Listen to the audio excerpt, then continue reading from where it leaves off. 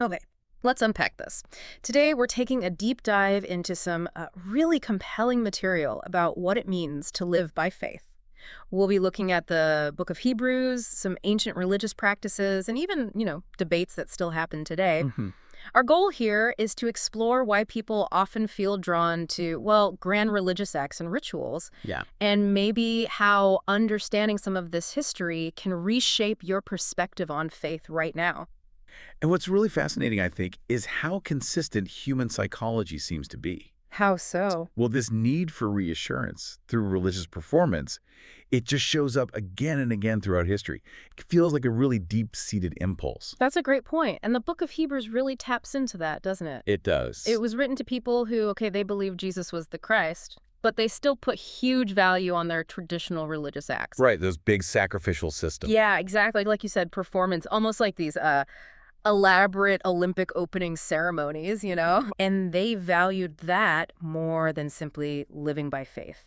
That's the core tension, isn't it? It really is, and it's a struggle we still see today. This pull between doing the rituals and just trusting. So the rituals back then, the sacrifices, the temple, Yeah. what was their original point? Well, if you look at the big picture, ancient Judaism's whole sacrificial system, the temple in Jerusalem, the high priests, Yeah. all of it was really designed to point towards Christ, to foreshadow him. Okay, like signposts. Exactly. So once Jesus actually arrived, what was foreshadowed, well, it was fulfilled. Right. And that meant things like circumcision, the repeated animal sacrifices, they just weren't necessary anymore. Their purpose was, accomplished. Wow. Okay, but that must have been a huge shock.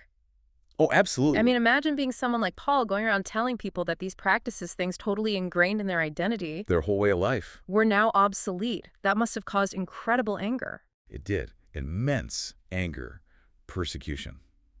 Because you're right. Their understanding of who they were, how they belonged, it was all tied up in those rituals. How did people even cope with that feeling of maybe loss or betrayal even? It was a profound challenge to their entire worldview.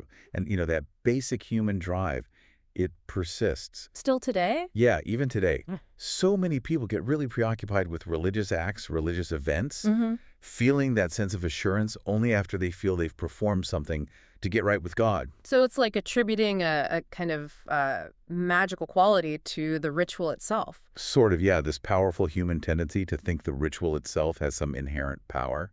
It's a way to feel peace through your own effort, almost. That is fascinating, how persistent that is. So, okay, let's talk about something more concrete, like the debates around the Eucharist or communion. Wait. Are those debates just about theology, or is that deeper human need you mentioned at play there, too? I think it often is, yeah. Like, you have the Catholic belief in transubstantiation, the idea that the bread and wine literally become Jesus's body and blood. Right, very physical transformation. And then reformers like Luther, he came up with consubstantiation. Christ is present with the elements. Mm-hmm. And others, like Zwingli, said it was purely symbolic, or Calvin suggesting a spiritual presence. Yeah, all these different views. And it raises that key question, why such intense debate? Right. Why? It often circles back to that desire for the act itself to bring healing or peace. Not just the meaning behind it. Exactly. People want the ritual to do something tangible, to change their spiritual state almost automatically. It sounds like what the source material calls the religious causality mindset. Yeah, that's a good way to put it. The idea that you have to, pay a religious price to appease God. Almost like a transaction, right? Mm-hmm. Like trying to buy good favor Yeah. or avert disaster with religious acts. Which must lead to so much anxiety, always wondering, did I do enough? Or is this bad thing happening because I messed up my religious performance? It absolutely can. But true faith, as presented here, is different. It's the belief that Jesus is the sacrifice, the complete one. And it comes from God's grace. Entirely. It's not something you earn through your own efforts or, super intense devotion.